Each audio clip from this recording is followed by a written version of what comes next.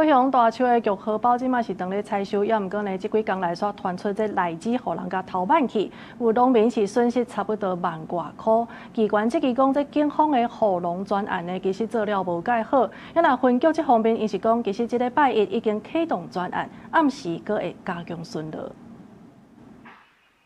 高雄大樹這區荔枝園，看過去攏是特別好辦的玉荷包。農民原底後禮拜要開始壓，13透早來巡園，所看到灣路的這欉已經互偷壓了。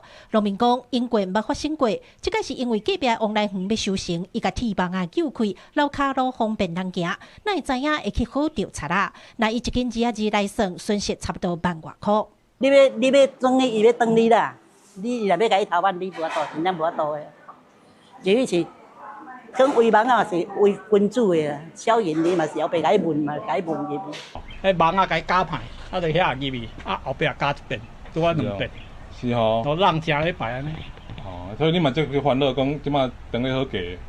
係啦，迄個頭版你講啊，就查啦嘛，無啥物路用啊，就當紅版紅版安尼。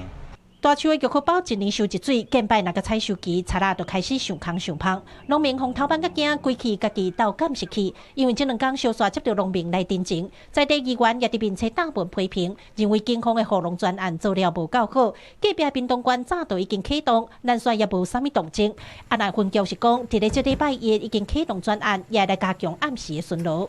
針對轄內山區果園、產業道路等處規劃綿密巡邏網路。尤其加強夜間巡守密度，並針對可疑人車落實盤查。農民講，真無簡單，今年玉荷包的收成量有較懸，想講會當賣一個好績效，因為賊仔攏是半暝來偷壓的，若有法度的人就會到監視器，也是加巡規抓。親像伊已經有會數啊，真正袂堪哩。記者柯家做區朝陽高雄場報道。